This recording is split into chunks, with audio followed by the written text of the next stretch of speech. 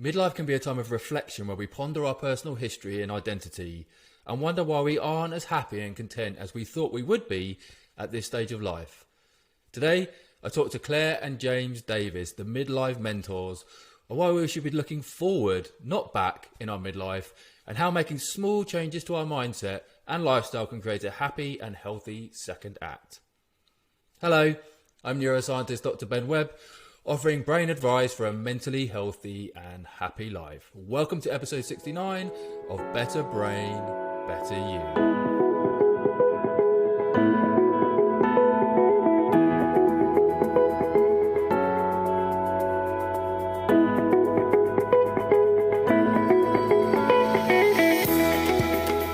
I hope you're having a great week.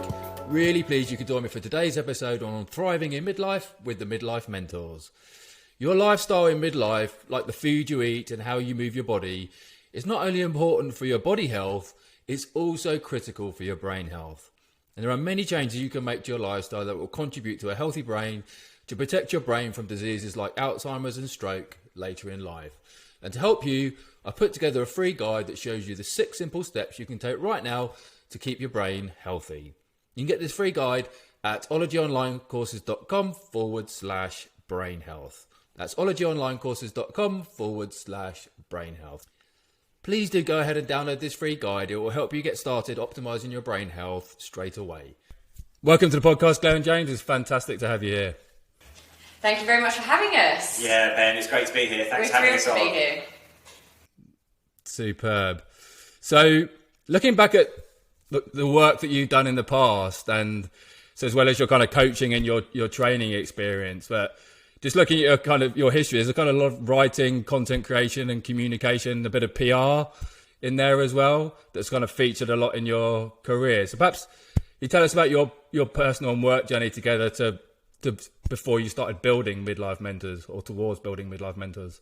Why don't you go first, Mr. D? Yeah, so I actually, bizarrely, I trained as a psychologist. So I did my bachelor's and a master's in applied psychology, and even dabbled in occupational psychology, but was led astray by going into dance music instead, and became a journalist in the dance music scene. So I worked for the Ministry of Sound for a few years, and that led to a career in content.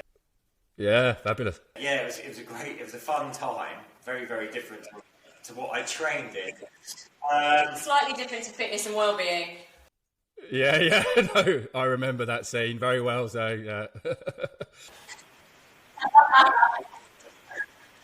Yeah, but as so often happens in life, I went to something that was actually like a passion, and I really enjoyed and loved. And then gradually, as I ascended that slippery corporate ladder and got more and more corporate, was more involved, switched from more creation side, I guess, to more like the business development strategy side. I was still loving it, but essentially, I felt like I could be more fulfilled in life. So back in 2011, I took a big decision to basically jump out and jump over to Ibiza, which I obviously knew very well from my past life. But in a very different guise. Like, I knew what a beautiful island was. I wanted to go there and basically set up and run fitness retreats, bring people to the island to appreciate the other side of it, the natural beauty, and work with people not just on their bodies, but with the mindset stuff as well. So, coaching, looking at nutrition.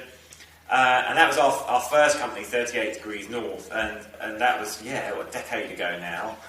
Yeah, well, you say ours, so I didn't come into 38 Degrees North till a little bit later, and you mentioned PR there, so I was a PR girl. I started off at Harrods back in 1999, absolutely hated PR right from the get-go, I have to say. I did journalism and PR, and I absolutely, as my degree, and I wanted to go and do politics. Glad I didn't do that as well, but absolutely, it just wasn't my thing at all.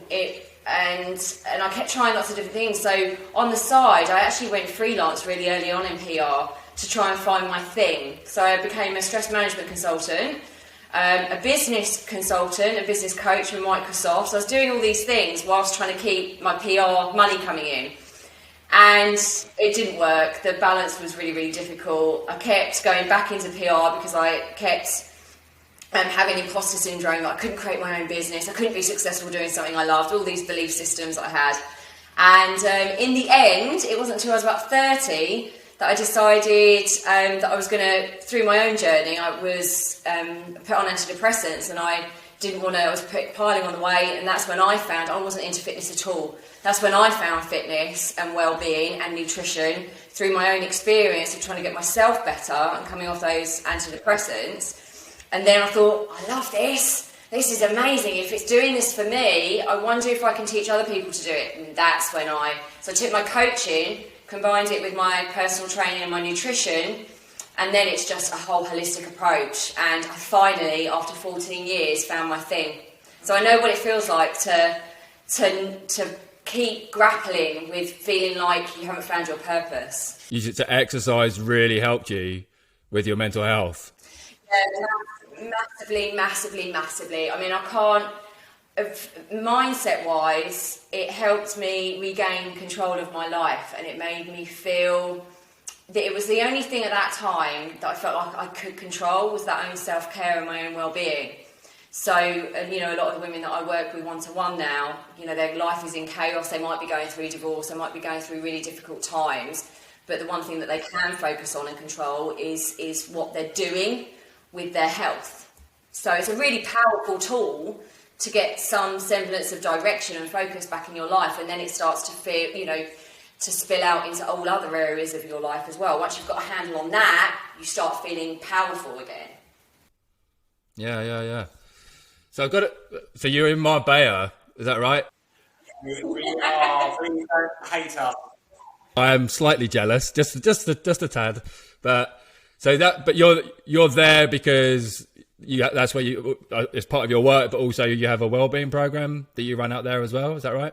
Yeah, so our fitness retreats, we originally started in Ibiza, but then... I joined you there, and you joined me then. So yeah, Claire and I, actually, we've known each other a few years. We both got divorced at the same time, and then we kind of got together in 2016, and it's just been... I'm so glad I found her, because it's been an inspiration. It's just inspired both of us to work on ourselves even more, and just reapply even harder, which is beautiful. But... our fitness retreats ran in Ibiza. Then I think in 2016 or 17, Punta Romano, which is a fabulous resort here, asked us to come and start working with them on retreats. So that's how we started to know Marbella, and we actually spent last winter out here. We just wanted to sit out what we thought was going to be an inevitable lockdown at home. Had at the time a tiny flat in central London, no outside space. We thought, should we sit here and be locked down in London in winter, or should we go to Marbella? So we did, and took the risk. Yeah, all being well with the world of COVID restrictions. Yeah, we're running retreats there again from January onwards. Okay, yeah, because I saw, listened to your podcast. I think it was the one in which you were talking about bringing your dog over on the ferry because you didn't want to come on the plane. So your dog obviously means a lot to you. Yeah, she's our fur baby. She's our fur baby. She's our fur baby. She actually causes an enormous amount of stress. Driving across France and Spain. I'm looking in the back. She's just like, whatever, I'm just enjoying the ride. I'm thinking she has got no idea the sacrifices we're having to go through because of her. I feel she doesn't appreciate it. We could have got a 2.5 hour flight, but instead we're spending days in a car. She doesn't appreciate it. Yeah. No, I know exactly. My dog is just now joined me. I can know exactly what you mean. So, talking about the work that you do, what are the really kind of big challenges you're seeing for people in midlife? Well, I guess we got into this. We actually started the Midlife Mentors back in 2018. Yes, and then the podcast in 2019, and that was our first dabble into the whole midlife. We'd been working with midlifers, but it was the first time we thought we really wanted to focus on that. And the Midlife Mentors podcast started at the beginning of 2019. And our inspiration for that really was, our own age. Like, I'm 49 in a few weeks. How old am I, James? You're 42. And so, we wanted to find out what worked for us. How can we keep healthy? How can we keep a positive mindset? How can we be healthy? How can we, ensure we're not only living longer, but living a better quality of life? But it was also inspired by seeing so many of our contemporaries, friends, just kind of the mindset of like, well, this is kind of it now. It's just inevitable decline. This is what I have to accept. And we're like, no, listen, like there's stuff you can be doing. There is really stuff you can be doing to embrace this second act with like joy and be healthy and happy. So that was really the driver for it. And I guess what we've seen in the last 20 months with the situation, internationally with COVID, that's led to a massive level of uncertainty for people, and as you all know from your background, the human brain loves this perception of certainty, even if it's unreal. They love to think that things are certain, they're set in stone. Everyone's had to get used to this ambiguity, this uncertainty, a feeling of loss of control over their lives. Do I have to stay locked in my house? Can I go out and get this? Can I not? Can I go on holiday? Can I not? And that's led, I think, we've seen a lot of anxiety, definitely. Obviously, lockdown, we saw a lot of people put on a lot of extra weight because the movement really went out the window, and there was constant temptation at home, stress-related comfort eating as well. And I think as we're coming out the other side now, there is still a lot of anxiety around. And I think the other thing it's done is put a lot of pressure on relationships at midlife as well, because suddenly people that, maybe had this unspoken agreement about how things worked, that they lived together but they both went up and did their separate things, suddenly they're locked in a house together for like 18 months. It's brought things before, so there's definitely been a lot of work there. We joked, it's not funny, but it was funny to us. James and I basically lived like that for 6 years. Loved working together, living together, and we were like, it's no different, absolutely no different at all. But we can see why it was challenging at first. But it is, it's true. I think one of the things, there's an underlying feeling, I think, for and the midlife crisis gets a bad rap. But I do think there's a point when you reach, normally it's around your 40s, where you reach that moment in time where there's a bit of a sense of identity crisis, like who am I, what do I want, I've gathered all this stuff around me, I look like I should have everything together, but I don't feel like I do. There's a sense of shame, a sense of guilt around that. And then, they might have grown apart from their partner, they might not be understanding these feelings that they've got about why aren't I happy, why have I've got all this stuff and I've climbed a career, I've got the security, but why am I not fulfilled? And that can be very, very terrifying for a lot of people, and then they don't know how to handle it, and then that creates a barrier in their relationship because there's a lack of communication. But one of the things we always say is when you're young, you play to win, and then when you get to midlife, you play not to lose. So you're so scared of losing your stuff that you're no longer in the present moment. You no longer feel awe and excitement and adventure for your life. You're just too busy trying to keep it all together and all under real tight control. I love that. Yeah, no, I love that. I really do, because that kind of maxim, because it's definitely the case when you reach midlife. It's kind of lots of, certainly definitely for men, a lot of your kind of childhood experiences seem to sort of come to the fore all the time. A lot of men start reflecting on their life, often have a lot of kind of, mental health challenges at that point as well, as you say, because they reach that kind of sort of juncture, but I love that about looking forward rather than looking back. You use that with your clients, yeah? Oh, absolutely. One of the things I always quote is the old Viking saying, don't look back, you're not going that way. But it's, and then your body feels like it's not your own, especially for midlife women that are going through perimenopause and menopause. Your body feels like it's not your own anymore. That sense of youthfulness, which, for men and women, and you don't really understand. There's a real lack of awareness physiologically about what's going on for you that just compounds the issue of low mood, anxiety, depression. But a lot of people aren't compassionate with themselves because they don't know hormonally what's going on and triggering all this stuff. So they're just beating themselves up constantly, as well as having all these things that need healing. I think we go through a real healing time in our midlife. There's a lot of things to be healed that we might have been masking for a really long time, and you've got the double whammy. Yeah, absolutely. So are you doing menopausal work with women as well?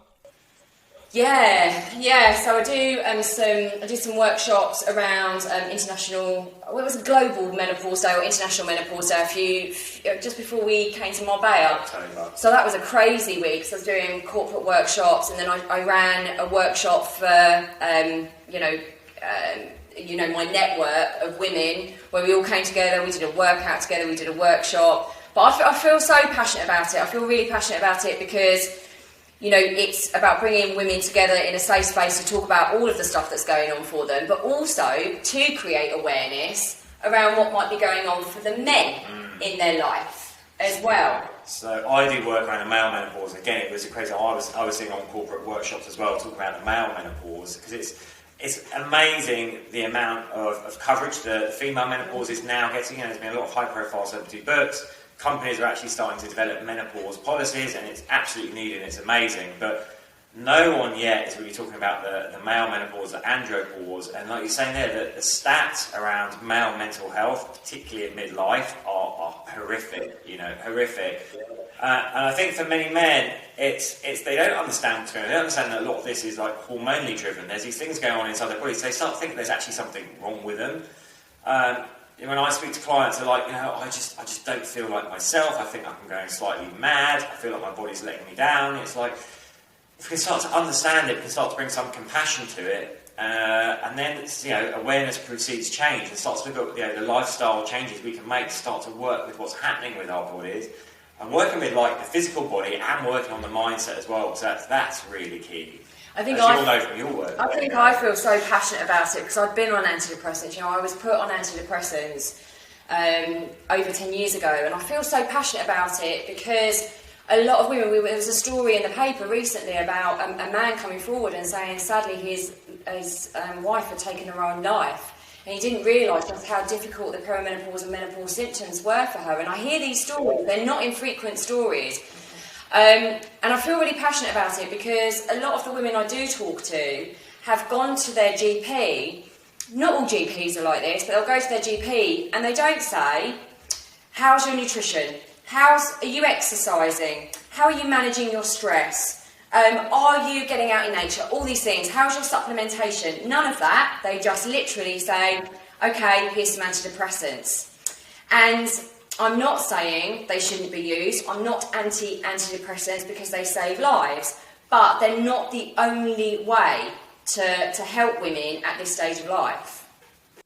It's often a misdiagnosis, though, isn't it? And a misunderstanding of actually what the issue is, because doctors don't actually receive any formal training in the menopause, So, and it's often a misdiagnosis with the symptoms to think it's depression, when actually it's more often than not the symptoms of perimenopause or menopause. Yes. Yeah, and just with some lifestyle tweaks. I'm not saying, again, I'm not anti-HRT. It's about being informed, women being informed so they can make their own choices, but not just thinking that that's the only thing to do and that's the only thing to do. Like getting your lifestyle elements dialed in will massively help. Absolutely. Yeah. So I'm interested. So the male menopause. What's the physiology of that, James? So it's not as pronounced as the female. Women have, time-wise, quite a short window where their estrogen's dropping off and their testosterone until the testosterone production totally ceases. For men, the main driver is declining testosterone. So production will typically peak in its 20s and it declines roughly around 1% year on year. So by the time we're in our 50s, it could be, depending on the individual, 30 to 50% lower than it was in our 20s. Now, obviously, testosterone plays a key role in our male characteristics, muscle mass, strength, energy, but also plays a role in cognition, plays a clear role in reproduction, libido. So we might not be aware that these things are going. I might just think, I'm just, my libido's gone. I'm putting on weight around my middle. I seem to be getting weaker. I've got no energy. I just don't seem to be able to focus. You can start to think there's a lot wrong with you. Actually, it's primarily driven by this drop in testosterone. But we're just not aware of it. Wow. Okay. I have to say, I don't think I'm aware of it as I possibly should be. Then, yeah. I mean, I sort of vaguely heard, I think, of that, but and there's scientific evidence for that sort of drop in testosterone and the kind of changes to behaviour and so on.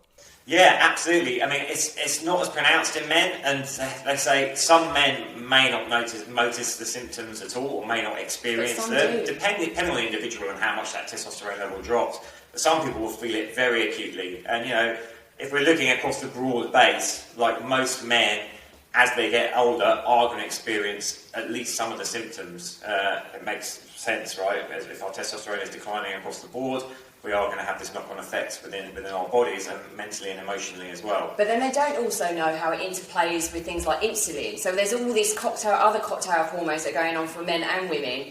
How it plays into the insulin response and their insulin resistance, and how it plays into cortisol And just knowing this makes, you know, people are more invested then in understanding why they should be doing some of the emotional and mental well-being strategies that we teach them, because actually physiologically and how they're feeling, you know, mood-wise, is being massively impacted by them not knowing the interplay of all these hormones and what you can start doing, like in a toolkit of things. That's what you want to do, is have a toolkit of things when you're feeling that way to just keep using over and over. And Ben, the point you made earlier about a lot of earlier traumas resurfacing or stuff we need to deal with, I think that's definitely true. So you've got quite a potent cocktail there. If you've got these kind of like physiological changes driven by, you know, declining sex hormone levels, that in itself could be enough to trigger like some psychological issues. You know, if your libido's gone, or if you're just feeling like you've got no energy, you know, it's like, oh, who am I? What's going on?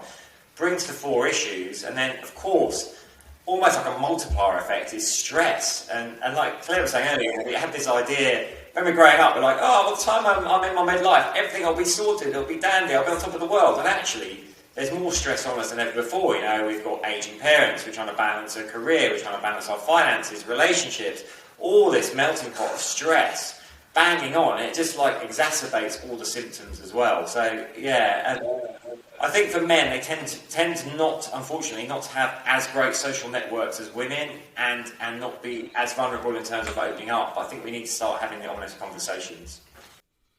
Absolutely. I mean, I've always been really interested, that's what I'm fascinated by that, the male menopause. I've always been really interested why it is that men, you know, for all the reasons you're saying, you arrive in midlife and we seem to get to this kind of reflective period. You know, it's, you know, men and women, but, you know, particularly men. Is it because we're children of the 70s or 80s, in which, you know, there was a lot more trauma around? But why is it we get to that stage of life and suddenly become so reflective, and these things come to the fore, and then and then it impacts on mental health challenges and so on? You know, so maybe you know, male menopause is a part of that. I don't know, that triggers us in this kind of sort of reflective moment. I think also at midlife you do become aware that your lifetime is finite. And it's a really like hard thing for someone, if you really sit with that, most people can't. Most people don't want to, which is why we get addictions, we get sticky plasters, we do all these things to hide from the reality that time is finite. Your life, this isn't a dress rehearsal, and you know how it's planned out so far in the first half of your life. Is that what you want for the second half of your life? And you realise the fragility of life as well. It's like, okay, you know, I remember when my mum or my dad, if you were lucky to have parents, you know, that's when my mum and dad, I remember my mum and dad being in their 40s. Now I'm in my 40s. And there's a real awareness that your life is what you make it, and it's your responsibility, but a lot of people hide from that. Yeah, so yeah, absolutely. So for people that can't move to Marbella, you know, and have that amazing life that you guys have, you know, so when you're thinking about, you know, because I imagine this is a huge part of your work, when you're thinking about helping people and the sort of habit changes, you know, that they need to make, what's key to that? What's key, do you think, to helping people actually kind of implement these sort of habit changes that can move you forward in your life? Well, we work off 6 pillars, because like we're holistic beings, and I think, you know, in the modern world a lot of us tend to forget that. We're very focused on the external solutions, tend to be, and the quick fixes. It's just the culture we have, you know. Oh, I'm overweight, I'll do some sort of fad crash diet. Or I'm feeling my midlife, I'll go and blow loads of money on an expensive watch and open top sports car. You know, and they're external temporary fixes. So what we work on is the holistic whole. So there's movement, you know, just starting to move your body more. You want to, you know, offset that testosterone drop by actually starting to do some cardio training, in particular do strength trainings for men and women. You know, start adding your muscle mass back. And also when you train at intensity, you'll temporarily boost your testosterone level immediately post-training. You want to dial in your nutrition.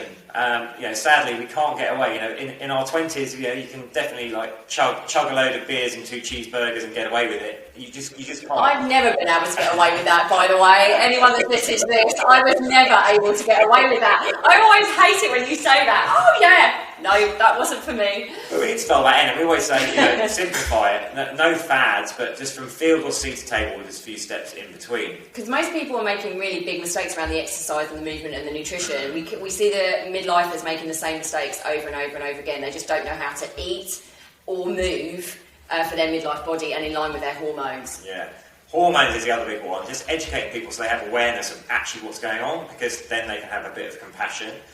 And then you've got your kind of positive mindset and your emotional well-being, and those together. So we spend a lot of time on that because, if you just fix on the external, you're going to get short-term change, but it's not sustainable. You want to actually change limiting beliefs. You want to change habits, so shift from unhelpful to helpful. And the way we do that is actually bring awareness to what's going on for the individual. What are my limiting beliefs? Do I actually really believe I can live this healthy lifestyle? And give them the tools to actually start shifting those beliefs over time.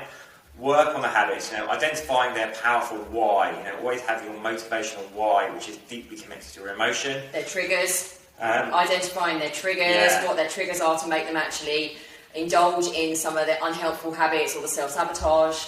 We have the saying, you can't outperform your self-identity. So it's about, who you are is where you've got to now, but who do you want to be going forward? And what's that new identity that's going to support your goals you're ready to step into?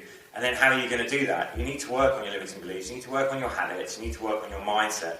And on the emotional side, it's about being present. So things like daily gratitude practice is a big thing we do. Visualizations.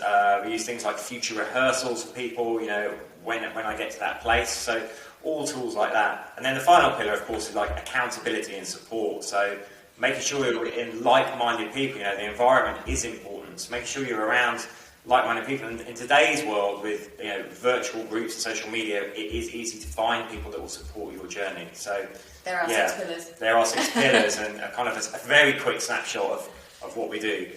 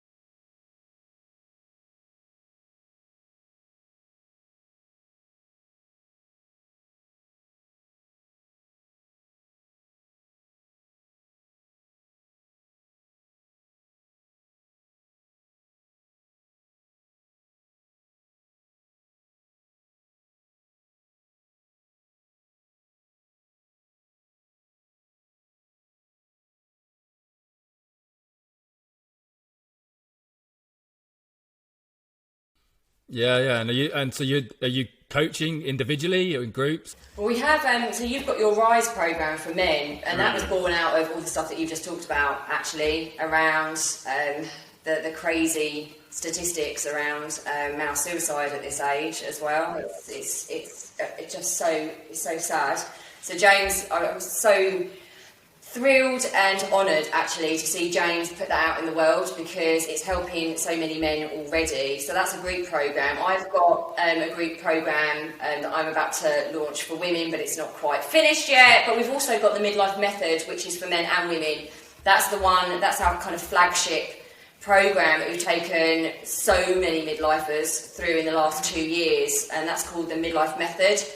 And that's all of those 6 pillars. But those 6 pillars come into everything we do. We wouldn't work with anyone without touching on all those 6 pillars. And then we do one-to-one coaching as well. Yeah.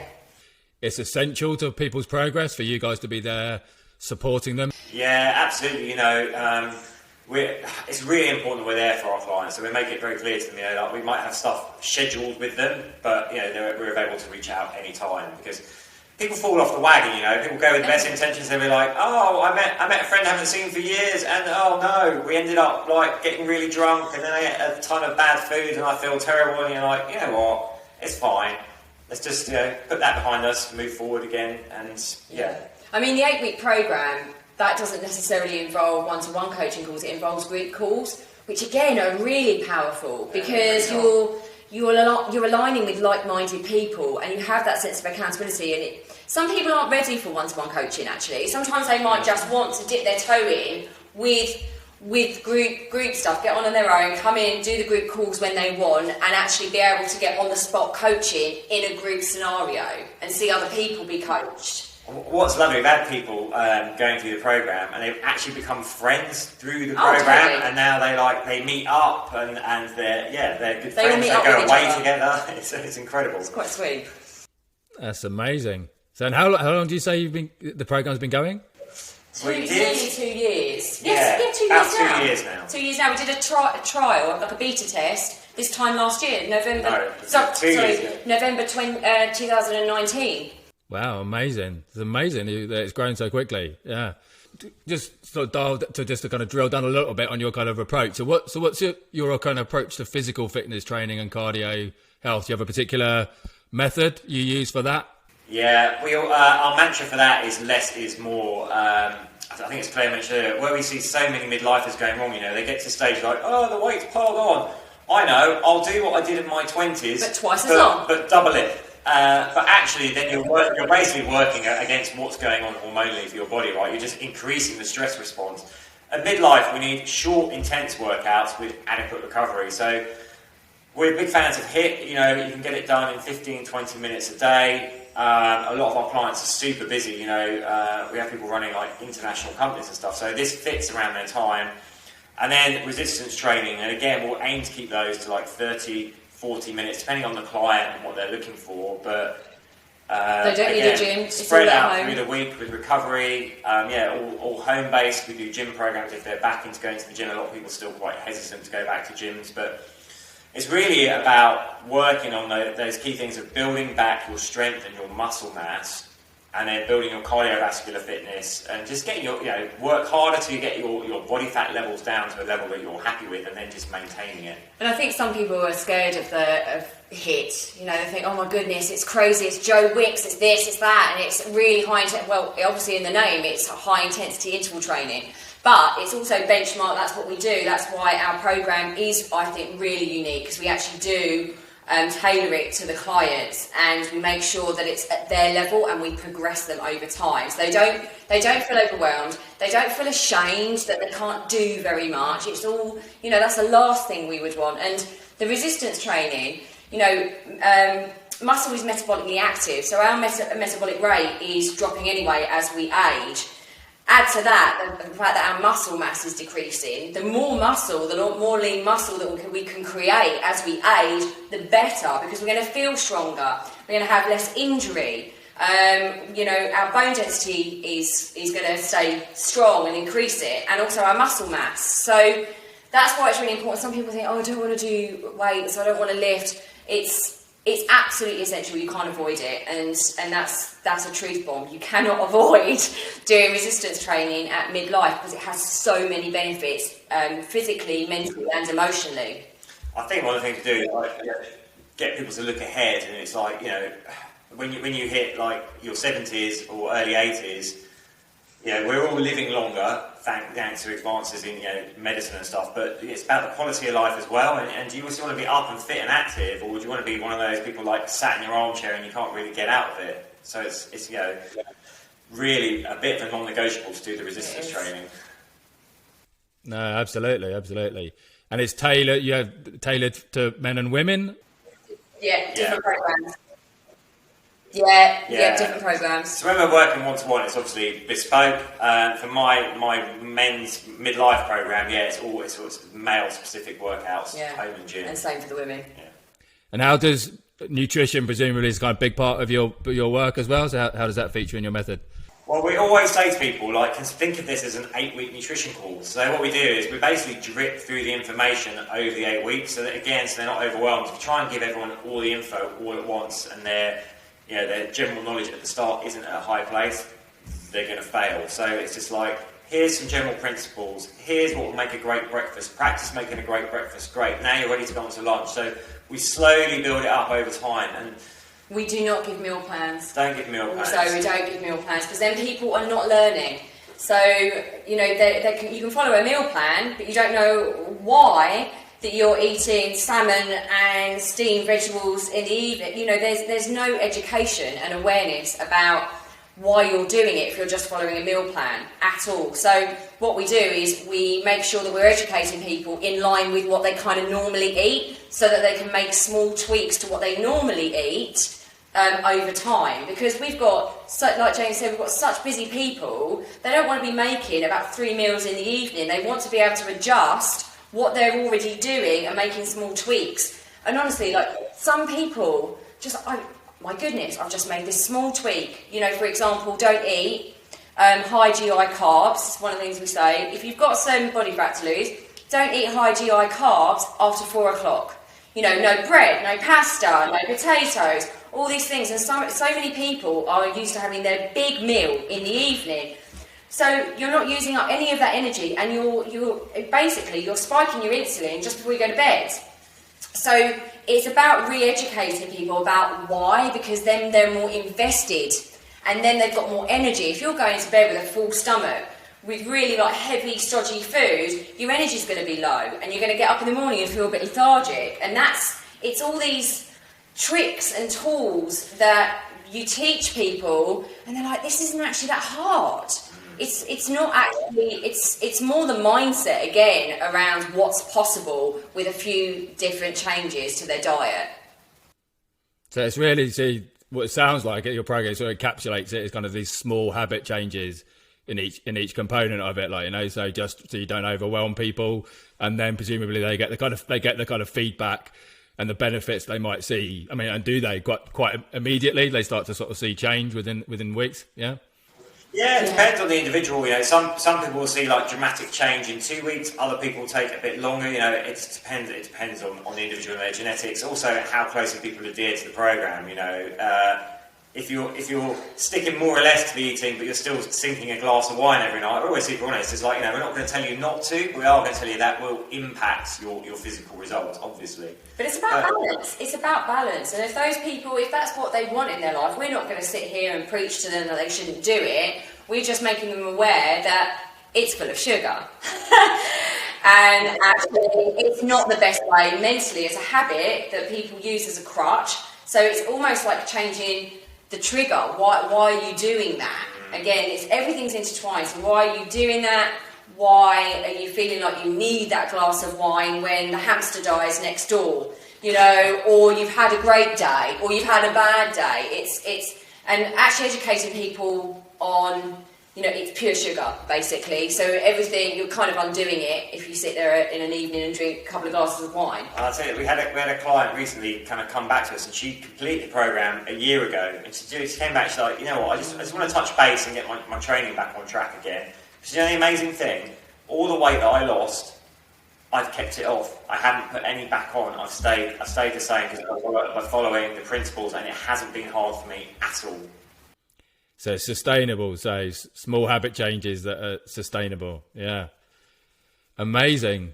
Yeah, because it's not restrictive. It's not restrictive. You know, our approach is not restrictive. We're not like, do this, don't. We're not like, cut out these food groups, cut out these macros. We're not like that at all. So it's a healthy way to live your life. And as soon as you start feeling like you're restricting anything, you know this, your brain will go, no, it's like a little child. I want my sweets. You know, it's so you're going to always ping back if there's a restriction somewhere, and it feels like it's like you're trying to control it in a way that it doesn't want to be controlled. Sometimes it'll always kick back at you. So I imagine perhaps the biggest challenges are actually changing people's mindsets. I'm wondering what sort of techniques you're using there to sort of help people to change their mindsets, to take on board your techniques and strategies. So we go deep. One of the first things we're going to do is explore their why. So we always say, like, finding your emotional why. So let's take a really common one. People say, like, oh, I just want to lose some belly fat, you know, so I feel better when I look at myself in the mirror. And you go, okay, well that's an okay aim. You know, there's nothing wrong with that. But why do you want that?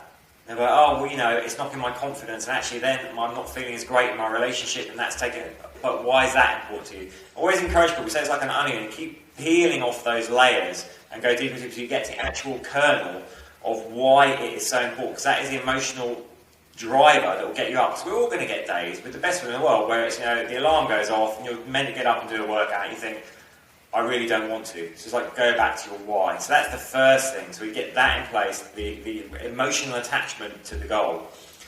And then from there, the habit coaching runs through. We also get people to work on their self-identity and limiting beliefs. We'll do that by, let's look at what the goal is, where you want to be, kind of, and then future rehearse that. But let's make a list of, what are some beliefs you may have about yourself right now that could prevent you from successfully achieving that goal. And then what are some good beliefs that you could have? We use like modelling, if you can find someone that's achieved a goal, what beliefs do you think they might hold? And then look at, we always say, like, don't overwhelm your subconscious by trying to change a bunch at once. Pick the one that's going to make the biggest impact and work on that first, and just, find the counter, change the limiting belief to the success supporting belief, and then work on affirming that. So we're big on the affirmations, putting it up on your phone, on your laptop, everywhere you see it. Also do practice affirming it, but also make sure your behaviour and your belief are aligned, right? So you're getting congruence with it. So, as you're getting up to go to the gym, be like, oh, I love going to the gym. I'm a person that enjoys being healthy. When you're making a good choice of food. So you're then building that feedback loop of the belief and the behaviour being aligned, and you're engineered to change a lot faster than if you're going, I like eating lettuce, and then you're secretly looking at a chocolate cake, and then 10 minutes later you eat it. I think it's awareness. Honestly, I think 80% of everything is awareness. It's actually understanding yourself. It's kind of like, what are my triggers? So we use the ABC model, what's the activating event? It's just an easy way for people to remember it, and they can do this throughout the day, all day, and actually it brings compassion to themselves. And we kind of just say, just try and be curious and inquisitive about your behaviours. Don't beat yourself up. Think about, like, when you go and do the thing that isn't very helpful, just pause. Even for like 5 seconds, because there's a lot of sites around, even just pausing 3 to 5 seconds, having that pause and going off and doing something different. So I always say, like, have a notebook around, or just, if the kitchen's your problem, get out the kitchen and go to your notebook. What's the activating event there? What's the consequence? So what do? So you go to A, C, what's the consequence? What's actually happening? And then what's the belief driving that? And the thing is, change takes time. The mindset stuff is the hardest bit. Let's not dress it up or sugarcoat it. It is the hardest bit, because it's the bit that we can't be bothered to do. But it's the stuff that it's the only stuff that will create a healthy, happy lifestyle for you for the long term. Because you can keep doing all the stuff as long as you want to, but unless you're really understanding what your triggers are, what your behaviour then is, and what the belief system behind that is, you're always going to self-sabotage.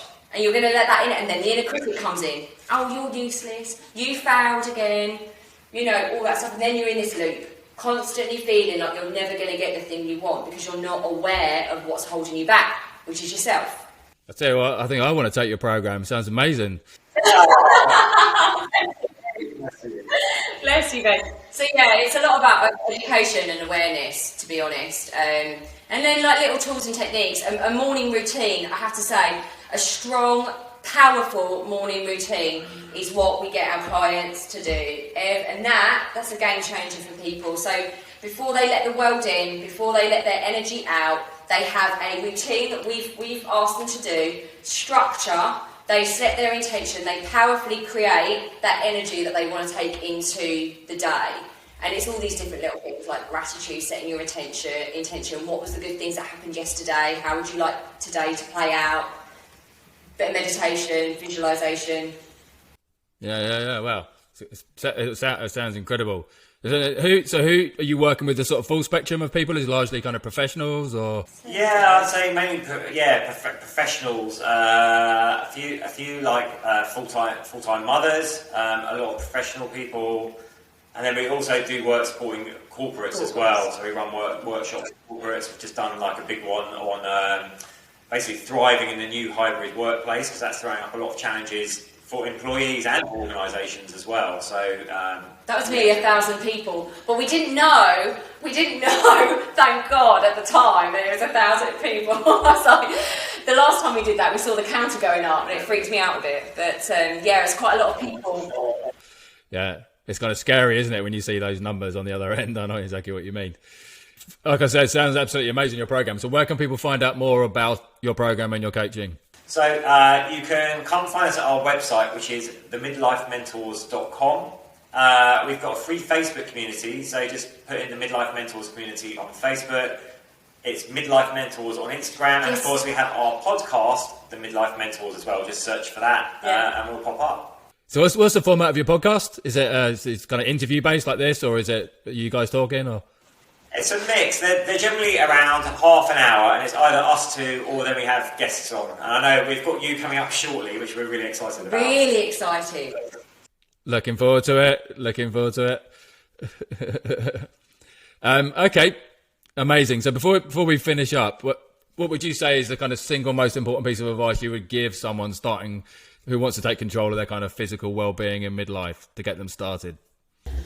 I would physically, I'm just going to caveat this. So when I do my menopause workshop, there's, like 6 lifestyle modifications. So if it's around lifestyle modifications, not just the mindset and emotional, 6 lifestyle modifications, I got asked this on a corporate workshop, what would be the one thing that I would say to start with, and it was sugar.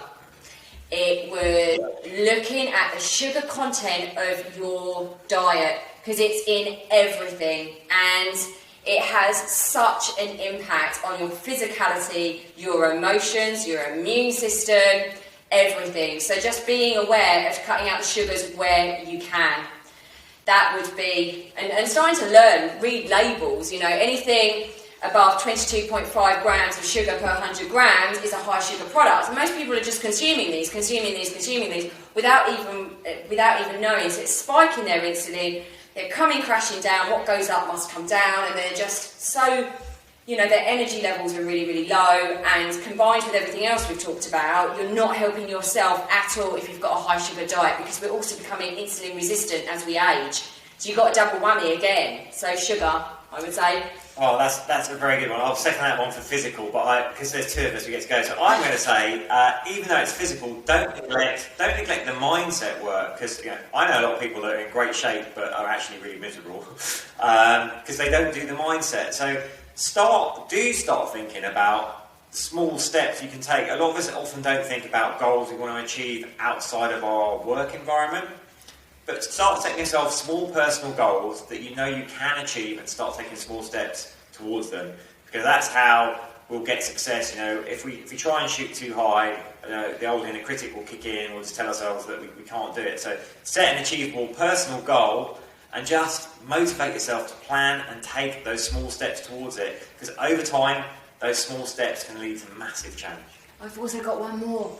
Don't be afraid to take risks. Don't be afraid to take risks and fail.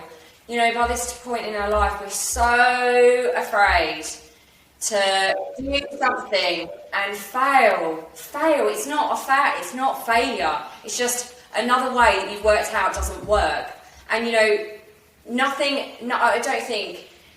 Everything comes with consistency, and you need to be persistent as well. We're in a quick fix society, so just understand that is not how you create long-term health and happiness. You have to, firstly, be able to just dip your toe in, take a step forward. Don't be afraid to fail. Take a risk, and don't expect results overnight. Yeah, amazing. So thank you so much for spending time with me today, Claire and James. It's been amazing hearing your story, honestly, and the work you're doing helping us midlifers out there to move forward in our lives. So thanks so much for joining me today. Thank you so much, Ben. It's been a pleasure. Thank you so much for having us on. Love talking about everything. Thank you. So thanks so much to Claire and James for some fascinating insights about thriving in midlife. I hope today's episode on thriving in midlife with the Midlife Mentors was helpful. It's been a pleasure spending time with you, and I will look forward to seeing you next time.